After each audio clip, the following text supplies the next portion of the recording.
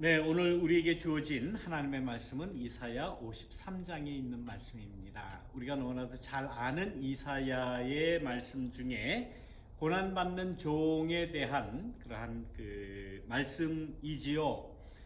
이 말씀을 가지고 아름다운 사람이라는 제목으로 여러분들과 말씀을 함께 나누기를 원합니다. 아름다운 사람, 얼마나 매력적인 말입니까? 아름다운 사람이 과연 어떤 사람인가? 여러분들은 스스로 아름답다고 생각하십니까? 예. 여러분들 내가 아름다운가라고 생각할 때에 우리는 먼저 거울 앞에 가서 이렇게 얼굴을 쳐다보죠. 예. 저는 이게 거울을 저 거울이 좀 없어졌으면 좋겠다라는 생각을 많이 합니다. 전에 그 마이클 잭슨이라고 하는 유명한 미국의 그 팝 가수가 있었죠. 성형을 얼마나 했는지 점점 얼굴이 무너져 내려가는 그 모습을 거울을 바라보면서 거울을 다 깨버렸다고 그러죠. 자기 집에 있는 그 좋은 비싼 그 거울들을 다 깨버리고 다 없앴다, 그렇게 그런 이야기를 들었습니다.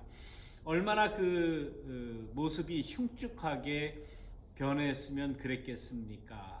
그런데 사람의 심리라고 하는 것이 조금이라도 외모가 그 아름다워지기 위해서, 예뻐지기 위해서 사람들은 많이 얼굴을 다 고치죠. 여러분들 요즘에 그 TV에 나오는 그러한 TV에 나오는 사람들, 뭐 여러 사람이 있지만 보면은 특히 이 한국의 그 뭐 탤런트나 가수나 뭐 심지어 뉴스 앵커까지들도 얼굴이 다 똑같은 것 같아요. 똑같아요.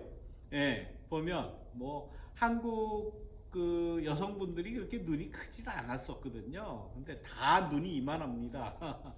어떻게 보면 딱 인형을 보는 듯한 그러한 모습입니다. 쌍꺼풀 같은 거는 뭐 옛날 이야기고 뭐 앞트임 뒤트임 뭐 이래가지고 눈을 뭐 인형같이 크게 만들고 그 모습이 다 천편 일률적으로 얼굴이 다 변해가는 것 같아요. 그런데 이제 본인들은 더 아름다워지기 위해서, 예뻐지기 위해서 이렇게 성형을 한다고 그러죠.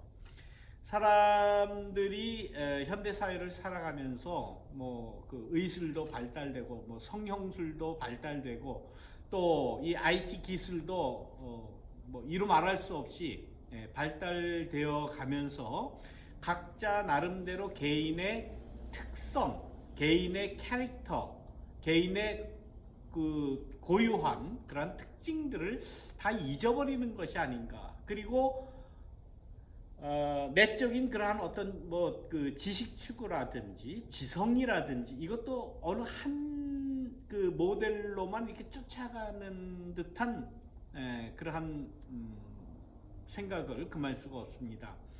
외모도 역시 마찬가지예요. 여성이나 남성이나 다 이뻐지려고, 멋있어지려고, 아름다워지려고 노력을 무던히 합니다.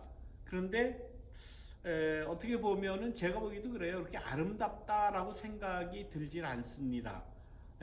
인공적으로 변하는 것 같고 자연미는 하나도 없어지는 것 같고 천편일률적으로 요즘엔 더군다나 남성과 여성의 구분도 없어져요. 그렇지 않습니까? 여러분들 그 TV에 나오는 뭐 그 노래 부르는 젊은 가수들이나 이런 남자 가수들이나 이렇게 얼굴 보십시오. 어떻게 보면 여성의 얼굴인지 남성의 얼굴인지 구분이 안 될 정도로 뭐 남자들도 화장하고 뭐 그리고 뭐 눈도 시커멓게 칠하고 입술도 바르고 분도 바르고 예, 좀 어떻게 보면 좀 역겨운 그러한 그 느낌이 저는 납니다. 물론 그것이 아름답다라고 보는 사람들도 있겠지만은 아무튼 그 아름답건 어쨌든 건 간에 자연스러움은 없어진 거예요. 자연스러운 건 없어지고 똑같은 그러한 그 미의 기준으로, 똑같은 지성의 기준으로, 똑같은 인격의 기준으로 하나로 이렇게 맞춰져 가는 그런 모습이 참 어떻게 보면 좀 안타깝고 자연스럽지 못하고 아름답다라는 생각은 전혀 저는 그렇게 들지 않더라고요. 예, 그러면서 참 이 시대가 어떻게 이렇게 갈라고 그러나 하는 그러한 역겨움마저 듭니다. 영국의 유명한 인류학자 중에 마가렛 미드라고 하는 그 유명한 인류학자가 이제 그런 이야기를 했다고 그러죠. 시간이 지나면서 지식이 점점 모든 사람에게 이렇게 풍성해지는 이러한 IT 시대를 맞으면서 우리가 걱정해야 될 것은 어떤 지성의 다양성, 또 아름다움, 미학의 다양성, 뭐 이런 것보다는 천편일률적인 그러한 미, 천편일률적인 지성, 천편일률적인 그러한 모습으로 획일화되는 것이 우리 앞으로의 인류들에게는 가장 큰 문제다. 그렇게 지적을 한 그 인류학자가 있다고 그래요. 맞는 말씀인 것 같습니다.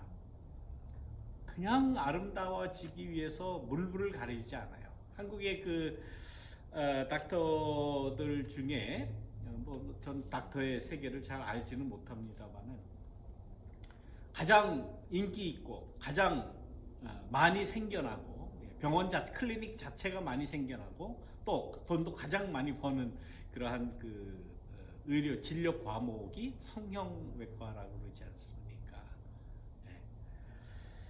그거 보면 그 사람들이 자기 외모에 치중하는 그러한 정성과 비중이 점점점 커져간다. 한마디로 예뻐지기 위해서지요. 다른 사람들보다 예뻐지기 위해서, 어떤 매력적으로 보이기 위해서, 다른 사람에게 물론 호감을 주기 위한 그러한 노력으로 뭐 성형을 한다고 하지만은 아무튼 외모 지상주의입니다. 어떻게 하든지 이뻐져야 세상을 살아갈 수 있다. 호감을 얻을 수 있다. 또 성공할 수 있다. 그렇게 이야기를 한다고 그래요. 자, 그렇게 볼 때에 그럼 성경은 어땠는가? 성경에는 외모에는 별로 그렇게 관심이 없는 것 같아요. 뭐 아브라함이 어떻게 생겼는지 전혀 인간의 외모에 대해서 신앙인의 삶의 모습을 쭉 자세하게 또 그린 그런 믿음의 조상들이 많은데 뭐 어떻게 생겼는지 뭐 그런 외모에 대해서는 전혀 이야기를 하지를 않습니다. 그러나 조금 이야기한 그러한 사람이 있는데 그것이 바로 사울 왕이에요. 이스라엘의 첫 왕이었던 사울. 열왕기상인가요? 9장에 보면 그런 말씀이 나옵니다. 이스라엘 가운데 사울과 같이 큰 키와 잘생기고 깨끗한 사람이 없다. 그런 표현을 합니다. 근데 뭐 생긴 모양에 대해서는 이야기하지 않고 키 크고 잘생겼고 깨끗하다는 게 이게 딱 봤을 때에 그 외모가 아주 훤칠한 것이 아주 잘생겼다. 그렇게 이야기를 합니다. 지난달인가요? 우리 문재인 대통령님이 G7 초청 방문을 갔다가 그 다음에 이제 스웨덴하고 스페인을 국빈 초청을 받아서 스페인을 방문한 것을 제가 유튜브로 생방송을 이제 봤는데 그걸 보고 이제 깜짝 놀랐습니다. 아, 스페인 국왕이라는 사람이 이제 국빈 영접하는 그러한 의식, 뭐 사열도 하고 열병도 하고 이제 그런 모습을 보는데 얼마나 키가 크고 훤칠한지 모르겠어요. 뭐 나이가 얼마 된지는 잘 모르겠습니다만은 아무튼 그냥 이렇게 보기에 그래서 제가 속으로 그랬습니다. 야, 저 나라는 키 크고 훤칠한 외모 가진 사람 순으로 왕을 세우는가 보다 그렇게 이야기할 정도로 이렇게 봐도 아주 멋있더라고요. 이제 뭐 우리 인간이니까 외모에 대해서 뭐 키 크고 잘생기면 이렇게 호감이 가는 것은 뭐 어쩔 수 없습니다만은 그래서 뭐 성형도 하고 얼굴 화장도 하고 뭐 분도 바르고 뭐 요즘은 남자 여자 구분 없이 다 화장하고 뭐 입술도 바르고 그러지 않습니까? 그렇지만은 성경에는 그렇게 외모에 중요성 혹은 관심을 두지 않는 것 같아요. 그래도 이제 여러 사람이 이제 성경에 나올 때에 우리가 그 성경의 말씀을 보면서 이제 상상으로 외모가 어땠을 것인가 하는 그러한 상상력을 펼치는 그런 장면들은 몇 장면들이 있어요. 제일 뭐 유명한 것이 다윗이 우리아의 아내 바세바를 처음 만났을 때에 그 목욕하는 장면을 봤다는 것 아닙니까? 여인의 목욕하는 장면을 훔쳐봤다고 볼 수 있죠. 누가 뭐 대놓고 보라고 그랬겠습니까? 어쩐지 아무튼 그 남의 여자 그 목욕하는 장면을 봤다는 그러한 말씀을 볼 때 이제 상상을 우리가 하지 않습니까? 또 마찬가지로 우리 그 유명한 사사 중에 삼손을 딜라일라가 이제 유혹을 하죠. 외모가 출중했을 것이다. 얼마나 이게 매력적으로 삼손에게 보였으면 삼손이 그냥 홀딱 다 넘어갔을까? 뭐 그런 상상을 할 때에 그의 외모가 어땠을까라는 것은 우리가 상상할 뿐이지 성경이 가르치지는 않습니다. 마찬가지로 우리가 가장 관심을 가지고 있는 예수님, 물론 하나님이 인간의 몸을 입고 오셨다라고 이제 우리는 믿고 성경도 또 이제 그렇게 전하지 않습니까? 그러면 인간의 몸을 입었다면 어땠을까? 그 모습이 어땠을까? 어떻게 생겼을까? 전혀 알 수가 없습니다. 보면서 어느 말씀 한가운데는 나이가 많이 들어 보였다. 뭐 이제 이런 말씀이 잠깐 나오기는 합니다만은 알 수가 없어요. 그래서 이제 많은 화가들이 예수님의 얼굴을 그렸지 않습니까? 어떻게 그릴까? 여러분들 이제 교회 오시면 저 교회 뒤에 현관에 이렇게 보면 예수님의 그림이 하나 달려 있습니다. 저는 그 그림을 교회 올 때마다 이렇게 문을 열고 닫고 할 때마다 이렇게 보는데 참 마음에 안 들어요. 왜 그런가 하면 코가 뾰족한, 머리가 노란, 전형적인 그 앵글로 삭슨족이지요. 서양 사람이에요. 근데 예수님 서양 사람이 아니거든요. 유대인이었고, 그야말로 팔레스틴 사람이었고, 또 아람어를 쓰는 그러한 사람이었고, 전혀 앵글로색슨 아니에요. 서양 사람 아니에요. 그런데 많은 사람들은 예수님은 우리 조상으로 그리자. 그래서 많은 화가들이 그렇게 그린 겁니다. 그 예수님의 그 화상이, 그 그림이 우리의 뇌리 가운데 이렇게 꽂혀 있는 것 아닙니까? 근데 그것이 아니에요. 근데 성경은 예수님이 어떻게 생겼는지 전혀 이야기를 하지 않습니다. 어느 컴퓨터 과학자들이 모든 정보를 다 컴퓨터에다 넣고 예수님의 얼굴이 어땠을까 한번 컴퓨터로 한번 우리가 상상으로 추론해서 한번 그려보자. 그래서 컴퓨터로 이제 그 예수님의 얼굴을 그렸답니다. 그리고 난 그 결과를 딱 이렇게 보니까 우리가 인간이 상상하던 그런 예수님은 전혀 아니고, 물론 앵글로색슨도 아니고, 보니까 코가 뭉뚝하고 얼굴이 좀 이렇게 넓적한, 그리고 우락부락하다기보다는 조금 이렇게 거칠게 나왔다는 거예요. 컴퓨터도 그렇게 그렸다는 겁니다. 그래서 그 사람들이 그 컴퓨터로 그려진 예수님의 얼굴을 이렇게 보고 밑에다 제목을 달았대요. 테러리스트 지저스라고. 그러니까 이제 중동 사람, 이렇게 거무태태한 그 중동 사람, 그때 당시 이제 테러가 많이 일어났던 그것이 이제 연상이 되어서 아마 그렇게 제목을 써놓은 것 같아요. 참 착잡한 그러한 생각이 들었습니다. 아무튼 우리 인간들은 예뻐지기 위해서, 잘생긴 그러한 외모를 갖기 위해서 무단히 애를 씁니다.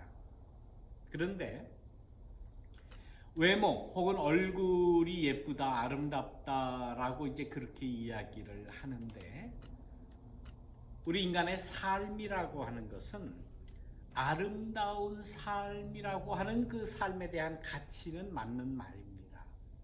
그런데 가치 있는 삶, 귀한 삶, 모든 사람이 추앙하는 그러한 삶을 예쁜 삶이라고는 그렇게 표현은 안 하지 않습니까?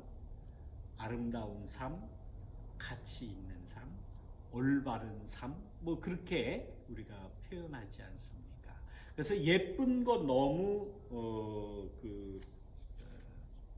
추구하고 예쁜 것만 이렇게 찾는 것 그렇게 별로 바람직하지 않다라고 생각을 합니다. 왜 그렇습니까? 삶에 대해서는 그 인간의 인격이나 그 사람의 캐릭터나 그 사람이 살아온 그러한 모습이나 이런 것은 다른 사람에게 감동을 줄 때의 아름다운 삶이라고 이렇게 이야기하는 거예요. 그냥 외모만 예쁜 것, 감동이 없지 않습니까? 그냥 예쁘다, 뭐 경탄은 있을 수 있어요.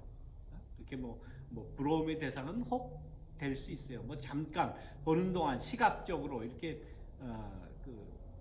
부러워하고 또 뭐 이쁘다라고 이야기할 수는 있지만은 사실 감동은 없지 않습니까? 가치 있는 일을 했을 때, 가치 있는 삶을 살았을 때에 다른 사람들에게 뭔가 마음에 떨림을 주는, 감동을 주는 그러한 삶은 아름다운 삶이다라고 말씀드릴 수가 있는 것입니다. 오늘 본문은 이사야 53장에 있는 말씀을 이렇게 보면 그 말씀 가운데 보면 사람들의 어떤 외모에 대해서도 또 꽤 이렇게 정확하다기보다는 꽤 여러 모습, 여러 장면들을 연상하게 하는 그런 말씀이 나와요. 인간의 그 외모에 대해서 나오기는 합니다. 그런데 표현이나 그 설명이 조금 이렇게 읽을 때 보면 참 마음이 숙연해지는 그러한 모습이에요.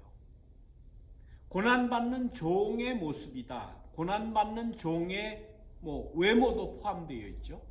이런 것을 볼 때에 그 말씀 하나하나가 정말 너무 안 됐다. 정말 어쩌면 이런 인간의 모습이 있을 수 있을까? 그런데 그 모습이 나의 구원과 나의 삶의 모범과 나도 그렇게 살아가야 가치 있는 삶이 아닌가라는 그러한 마음에 떨림을 준다고 하는 사실이에요.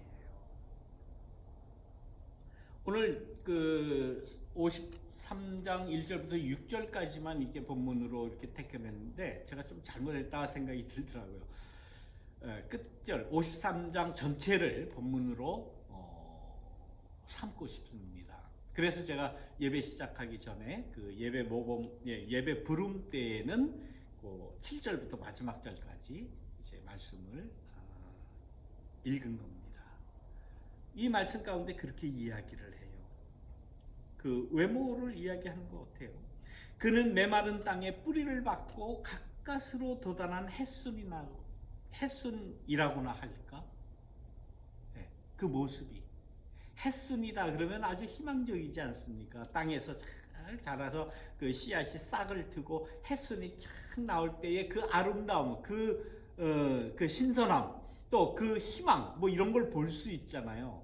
그런데 그렇게 희망과 아름다움과 정말 그 생명이 싹 터 나오는 그러한 모습이 나타나기 위해서 메마른 땅에 뿌리를 박고 물기도 없고 습기도 없고 그냥 내리쬐는 그런 태양에 정말 싹 트이기 힘든 새순이 뻗어나오기 힘든 그러한 가운데 메마른 땅에 뿌리를 박고 나오는 새순과 같았다. 얼마나 처절합니까? 뭐든지 새순, 새싹, 인간으로 말하면 아기, 탄생, 이런 거 이야기할 때 얼마나 그 아름답고 얼마나 귀하고 정말 소중하고 우리 인간이 가지고 있는 최고의 순수를 다 넣어서 표현해도 도저히 것이 없는데, 그러한 햇순이 메마른 땅에 뿌리를 받고 가까스로 싹이 튀고 햇순이 났다라고 표현을 해요. 처음부터 햇순으로 새싹으로 날 때부터 어떤 그 비극적인 비장함이 묻어나지 않습니까? 그러면서 계속됩니다. 늠름한 풍채도 없고 멋진 모습도 그에게는 없었다. 아무것도 봐줄 만한 게 아무것도 없다. 그 몰골이 얼마나 처참하겠습니까?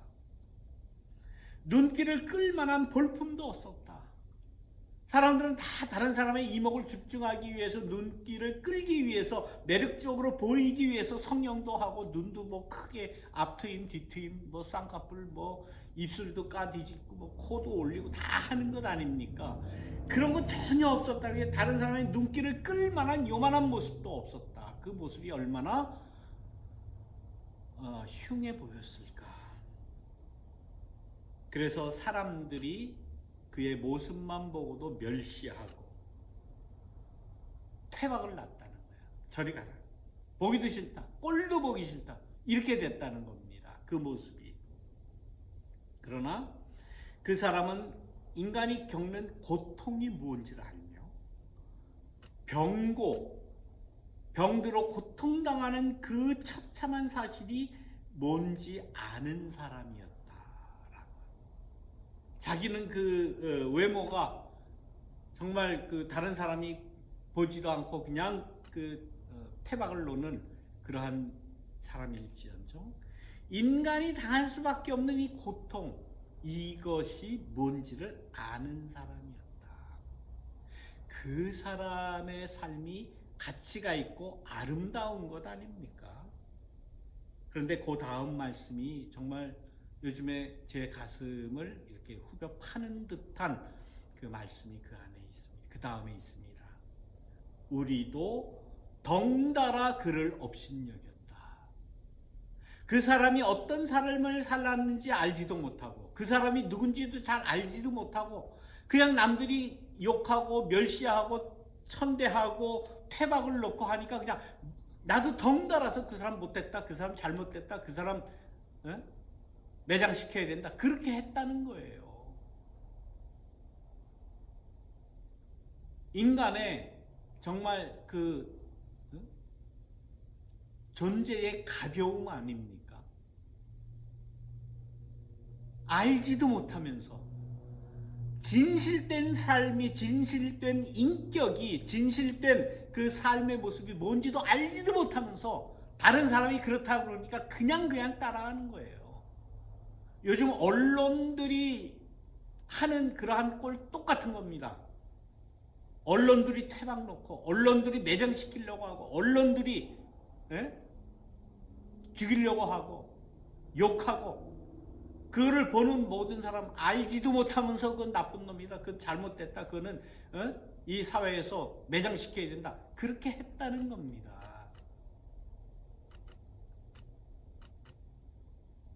그러면서 덩달아 그를 업신여기면서 했는데, 그 다음 말씀은 그런데 실상은 그는 우리가 앓을 병을 대신 알아주었다.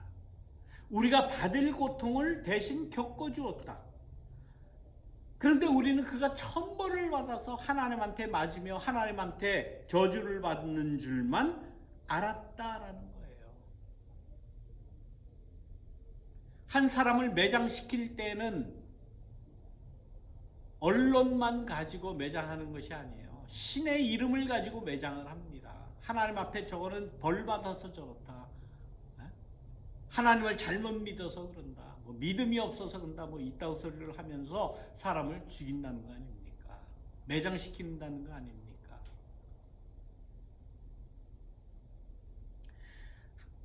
우리는 그가 천벌을 받은 줄로만 알았고, 하나님께 매를 맞아 학대받는 줄로만 여겼다. 그래서 그를 찌른 것은 우리의 반역죄다. 오히려 그렇게 알지도 못하면서 덩달아서 사람을 업신여기고 정죄하고 매장시키고 하는 그러한 죄를 우리도 지었다는 거예요. 그러나 그가 오히려 그 몸에 채찍을 맞음으로 우리를 성하게 해주고 우리를 치유했고 우리 마음에 그 몸에 상처를 입음으로 우리의 병을 고쳐주었구나 라고 고난받는 종에 대한 고백을 합니다. 누구의 모습입니까? 예수님의 모습이에요. 예수님의 모습. 예수님이 십자가에 달려 예수님이 조롱당하시는 것, 채찍에 맞으시는 것, 그러면서 예수님에 대해서 알지도 못하면서 하나님께 천벌을 받아서 저렇게 고생하고 처형을 당하는구나. 싸다. 우리가 덩달아서 그랬다는 것 아닙니까? 우리가 또 그래서야 되겠습니까? 우리가 한 사람의 인격을 이렇게 무시하고 그 사람뿐만 아니라 그 가족까지 딸까지 이래야 되겠습니까? 저는 뭐 돌려서 이야기하지 않아요. 이 시대에 한국의 조국 전 법무부 장관의 그 가족을 언론이 어떻게 도살하고 어떻게 도륙했습니까? 예? 많은 사람들이 덩달아서 조국은 죽여라, 조국은 못됐다, 조국은 특혜만 입었다, 뭐 불공정이다 이래가면서 그렇게 이야기했던 언론과 그렇게 잡아들려고 뭐 70차례 이상 압수수색을 통해서 밝혀낸 게 뭐가 있습니까? 예? 동양대 총장이라는 하는 자는 목사라고 하는 사람이에요. 그 사람이 예? 거짓말한 거 지금 다 지금 나오지 않습니까? 언론이 한 사람 죽인 거에 대해서 여기 LA에 조선일보 중앙일보에 나왔던 거 지금 다 밝혀져서 앞으로 정당한 미국 법의 심판을 받아야 될 겁니다. 저는 한국의 어느 정파를 이야기하는 게 아니에요. 이런 현상이 이 이사야 53장은 물론 메시아에 대한 예수님에 대한 그러한 예언이라고 우리는 굳게 믿습니다만은 이러한 현상이 우리 인간 사회에서 그대로 나타나는 것 아닙니까? 세상에 이런 불합리와 이러한 못된 게 어디 있습니까? 이러면 안 돼요. 우리 덩달아서 그 조금 못된 놈이다, 나쁜 놈이다, 그 딸도 잘못됐다, 부인도 잘못했으니까 지금 감옥에 가 있는 건 아니냐? 제대로 알아야 됩니다. 제대로 알아야 돼요. 진짜 가치 있는 아름다운 삶을 누가 살았는가? 어느 정파를 제가 좋아서 찬양하기 위해서 그렇게 얘기하는 건 아니에요. 이거 진심입니다. 그런 거 어느 정치 세력 비호하려고 제가 설교하는 거 저는 그렇지 않습니다. 예? 그걸 가지고 내가 성경을 평생을 연구하고 말씀을 전하고 그렇게 안 해요. 저는 지금 그 한 사람을 죽이기 위해서 덩달아서 그를 업신여기고 퇴박을 놓고 했던 우리의 모습을 반성하자는 거예요. 제대로 알자는 그러한 말씀입니다. 고난당하는 종과 조국을 지금 동일시 놓고 이야기하는 거냐 그런 그 말씀은 하지 마세요. 우리가 어떻게 했는가를 우리가 먼저 생각을 해야 되지 않겠습니까?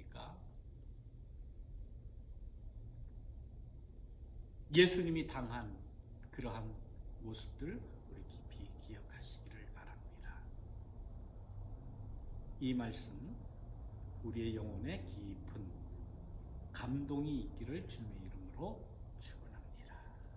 우리 말씀을 기억하시면서 묵상기도